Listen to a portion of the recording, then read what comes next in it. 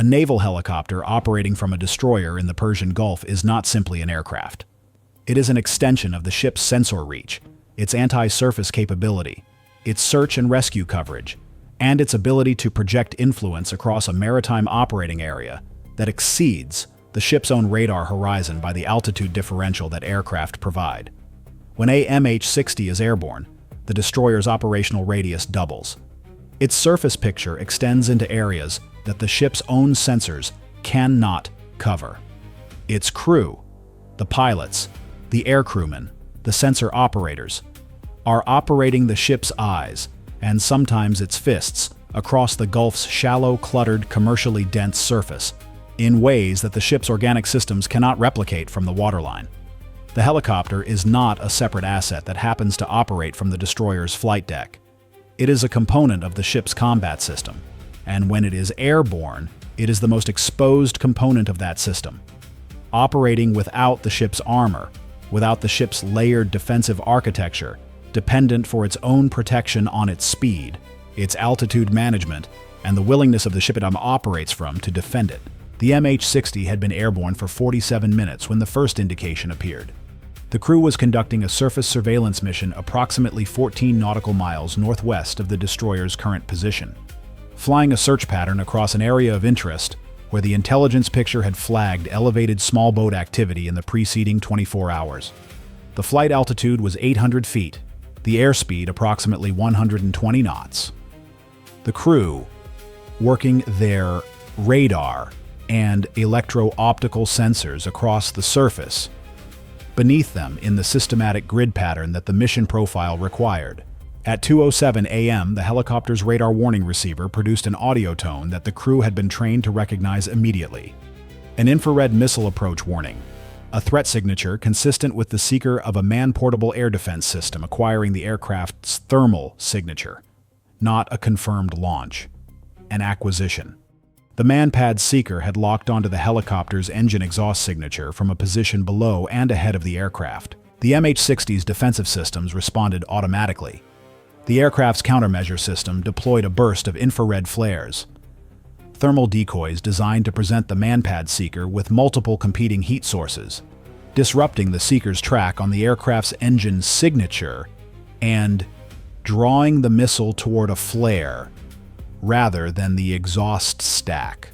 The pilot simultaneously executed a defensive brake, a sharp, high-bank turn, combined with an altitude change that modified the aircraft's aspect angle to the threat and reduced the thermal signature presented to the seeker by placing the exhaust stacks at a less favorable viewing angle.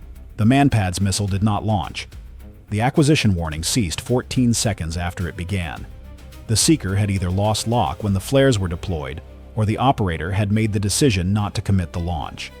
The defensive brake and the countermeasures had prevented the launch, or the operator's assessment of the engagement geometry had been unfavorable, or the acquisition had been a test. A deliberate seeker activation to characterize the aircraft's defensive response, rather than an actual engagement attempt. The crew transmitted the MANPADS contact report to the destroyer's CIC, and continued the mission on an alternate sector bearing, opening range from the threat's estimated position, while maintaining the mission's intelligence collection objective. The CIC had received the report at 2:08 a.m. and 22 seconds. The TAO updated the threat picture, plotted the estimated position of the MANPADS contact based on the helicopter's reported bearing and range at the time of the acquisition warning, and shared the update with the commanding officer, who had been monitoring the flight from the bridge. The MANPADS threat was from the Iraqi coastline, a position that placed it in the complicated jurisdictional zone where the Gulf's northern shallow waters met the coastal areas of three nations with varying degrees of governance over their territorial margins. A MANPADS position in that zone had any number of possible attribution frameworks, none of them entirely clean, all of them requiring careful consideration before a kinetic response could be authorized. The commanding officer directed the helicopter to hold its current sector at increased altitude, 1,200 feet rather than 800, the additional altitude increasing the detection range for the aircraft's own sensors, and providing marginally more time for the pilots to execute defensive maneuvers if a launch occurred. He also directed the CIC to maintain heightened monitoring of the area around the MANPADS estimated position on the ship's own long-range radar. At 2:24 a.m., the ship's radar detected surface contacts in the area of the MANPADS position. Two contacts, moving south at approximately 30 knots from a position approximately 12 nautical miles north of the helicopter's current sector. Their approach bearing placed them on a track that was consistent with intercept geometry against the helicopter's operating area rather than against the destroyer's position. Fast inshore craft, approaching the helicopter's operating area from the north, their speed and bearing inconsistent with any commercial or fishing vessel mission profile, and consistent with the approach of platforms whose operational purpose was to close within weapons range of the aircraft operating in the sector. The tactical picture was becoming clear to the CIC watch team in the same way that tactical pictures always became clear. Not through a single dramatic revelation, but through the accumulation of individually ambiguous data points that collectively resolved into an unmistakable pattern. A MANPADS acquisition directed at the helicopter 16 minutes ago. Now two fast surface contacts approaching the helicopter's sector from the north. The MANPADS and the surface contacts were not independently sourced threats. They were elements of a coordinated operation whose architecture was now visible. The MANPADS was the primary weapon, the fast attack craft were the backup, and the coordination between them had been designed so that the aircraft, defending against one threat, was simultaneously exposed to the other. The TAO transmitted the surface contact report to the helicopter crew at 2:24 a.m. and 41 seconds.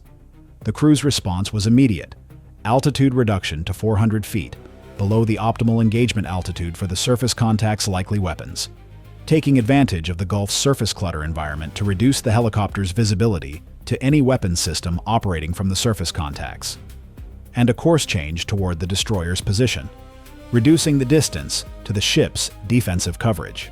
The surface contacts accelerated. Their speed increased from 30 to approximately 42 knots, the maximum sustainable speed for the platform type they were tracking as on the radar. They were committing to a pursuit profile, attempting to close the range to the helicopter before it could reach the destroyer's defensive umbrella.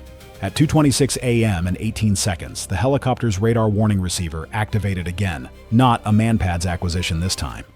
A different signature. The radar emission profile of a fire control system consistent with a short-range surface-to-air missile launcher. The emission was from one of the two fast attack craft, which had apparently been configured with a ship-mounted air defense weapons system, in addition to whatever surface attack weapons they carried. The fire control radar was tracking the helicopter. The craft was within engagement range of the aircraft's current position. The helicopter crew executed their emergency return procedures. Maximum power, direct course to the destroyer's position, countermeasures active.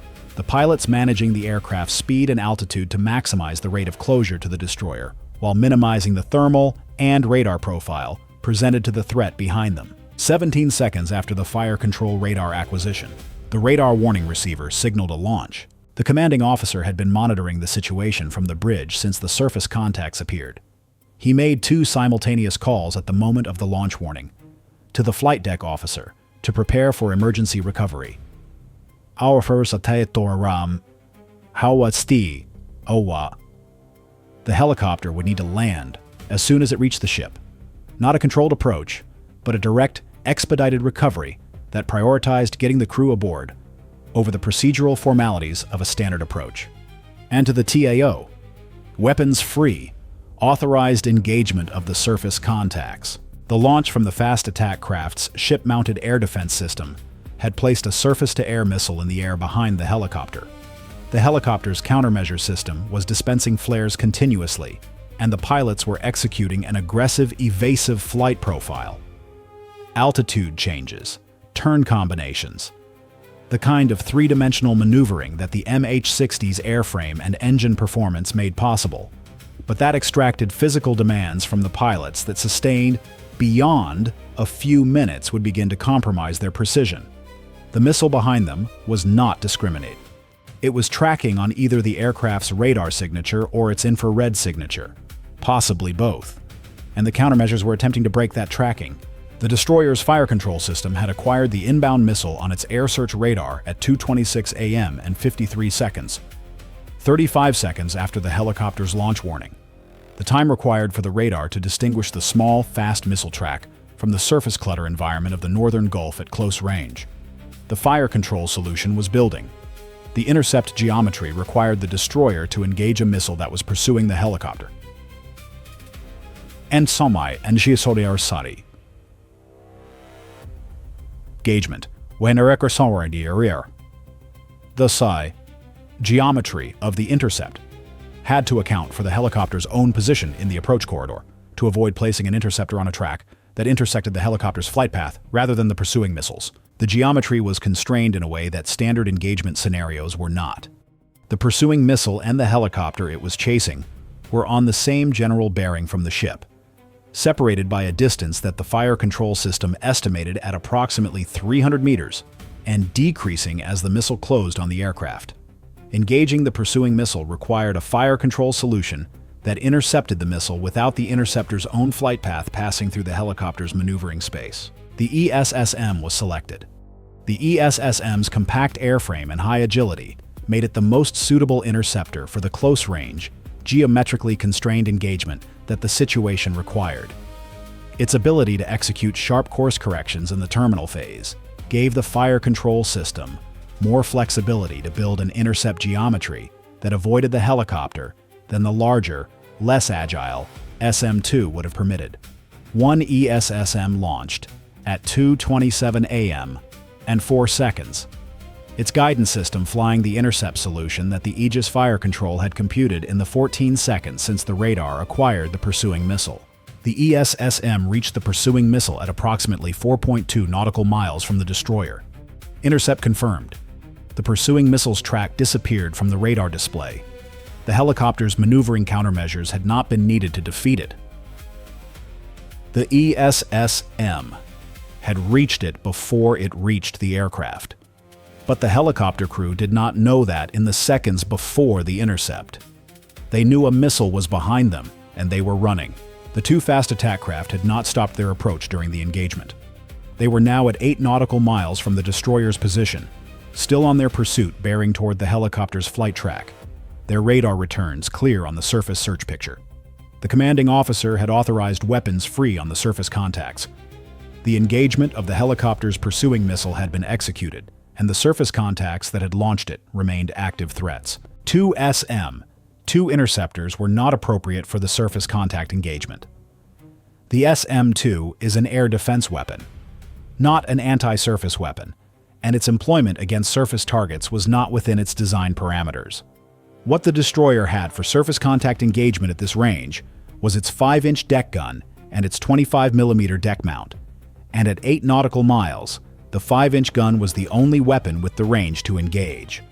A 5-inch round against a fast attack craft at 8 nautical miles was a surface gunfire engagement, a different tactical domain from the air defense engagement that had just concluded, requiring the ship's gunfire control system to build a ballistic solution against a moving surface target, rather than a guided intercept solution against an airborne contact. The gunfire control solution built in 41 seconds. At 2:27 a.m. and 59 seconds, the first 5-inch round was fired, then a second, then a third. 3 rounds in rapid succession, each on a ballistic trajectory that the fire control system had computed against the lead. Contact's estimated position, speed, and heading at the moment of each round's firing. First round. Miss. The contact's speed had varied between the fire control solution's timing and the round's time of flight, placing the impact point ahead of the contact's actual position. The round's water impact was visible on the forward camera at extreme range as a brief, white column, close enough to the contact's radar position to register as a near miss. Second round. The fire control system had updated the solution for the contact's observed speed variation. Near miss again, but closer. Third round. Nearer C, near out. The contact's radar returns scattered. Not the clean disappearance of an airborne intercept, but the irregular, spreading return of a surface craft that had sustained structural damage, its hull breached above the waterline. Its speed decreasing as the damage affected its propulsion and steerage. The lead contact had been hit. Its speed dropped from 42 knots to approximately 12 knots over 30 seconds. The second contact broke north, turning away from the destroyer's position at maximum speed. Opening distance. Its profile consistent with a platform whose crew had assessed the engagement outcome of the lead craft and made the survivability calculation that retreat was the correct response. At 2:29 a.m. and 12 seconds, the helicopter completed its emergency approach and landed on the destroyer's flight deck. The crew secured the aircraft, the flight deck safety officer confirmed the landing, and the two pilots and the air crewmen were out of the aircraft and moving toward the ship's interior within 90 seconds of touchdown. The pilot in the left seat had sustained a minor hand laceration during one of the more aggressive evasive maneuvers, a control input that had produced a cockpit force excursion that drove his hand against the cyclic control housing. He was assessed in the ship's medical space and released with a bandage and a follow-up requirement. The post-engagement radar picture showed the damaged lead contact stopped in the water approximately 7 nautical miles north of the destroyer's current position. The second contact was continuing north at maximum speed on a course consistent with Iranian coastal waters. Neither contact would be pursued. The stopped contact was in waters that presented political authorization complications, and the fleeing second contact was approaching territorial water limits that the operational rules of engagement required to be respected regardless of the tactical appeal of continued engagement. The damaged craft was recovered by what appeared on the surface radar to be 2 small vessels that arrived from the north approximately 40 minutes after the engagement concluded. They closed to the damaged craft's position, were stationary for approximately 20 minutes, long enough to transfer personnel or tow equipment, and then all 3 contacts moved north and eventually disappeared from the radar picture near the territorial water boundary. The damaged craft had been recovered by its own side. What the recovery's personnel found when they reached it, and what the craft's condition told them about the effectiveness of the 5-inch round's impact, was a question for their own post-engagement assessment. The weapons expenditure for the ship was modest by the standards of the patrol's previous engagements: 1 ESSM interceptor and 3 5-inch rounds. Total cost, approximately $620,000. The cost of the IRGCN operation.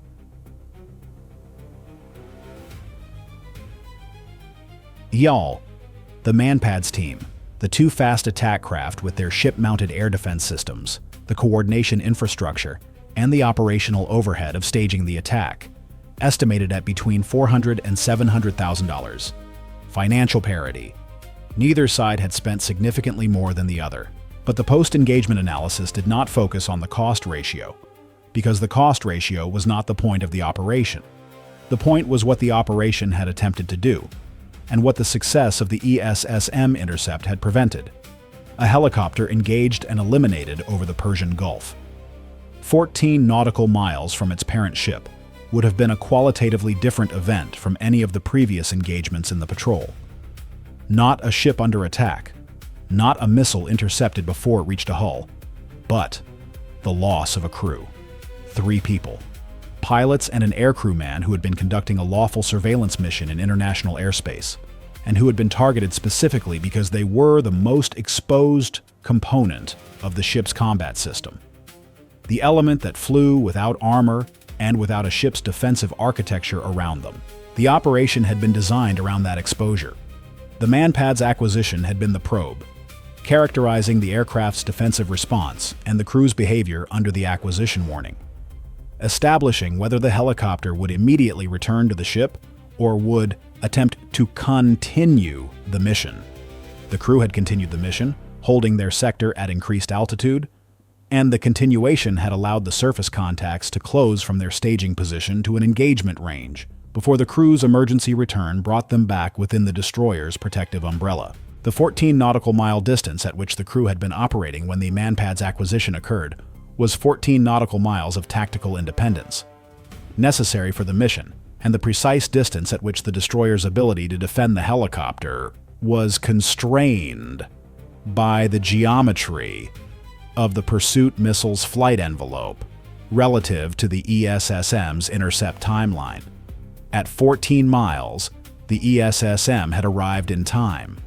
At 20 miles, the pursuit missile's time of flight would have been shorter relative to the ESSM's reach, and the outcome might have been different. The commanding officer adjusted the helicopter's maximum operating distance from the ship to 10 nautical miles for the remainder of the patrol. The adjustment reduced the helicopter's mission effectiveness. 10 miles was a smaller operating radius, a smaller sensor footprint, a reduced contribution to the ship's situational awareness. The reduction was real, and it was accepted because the alternative was operating the helicopter at distances where the ship's defensive cover of the aircraft was geometrically uncertain. The crew returned to flight status after crew rest the following day. The aircraft was inspected, refueled, and returned to 5-day ready status. The flight deck was operational. The mission profile had been adjusted. The threat had been noted and incorporated. The helicopter flew again the following night. A different sector, a tighter operating radius, the same fundamental mission. The crew that flew it understood that the sector they were covering had been chosen specifically to balance the mission requirement against the defensive geometry that kept them within the destroyer's reach. They flew within that geometry. They did their job within the constraints that the threat had imposed on the job's definition. That is the operational reality of flying from a ship in contested water. Not the absence of threat, but the management of it, within the boundaries that the threat defines and the mission requires, every time the helicopter lifts from the deck. The Persian Gulf does not exempt the aircraft any more than it exempts the ship. It offers the same contested environment to everything that operates above its surface. And the watch that holds the line in that environment holds it from 800 feet as readily as from the waterline.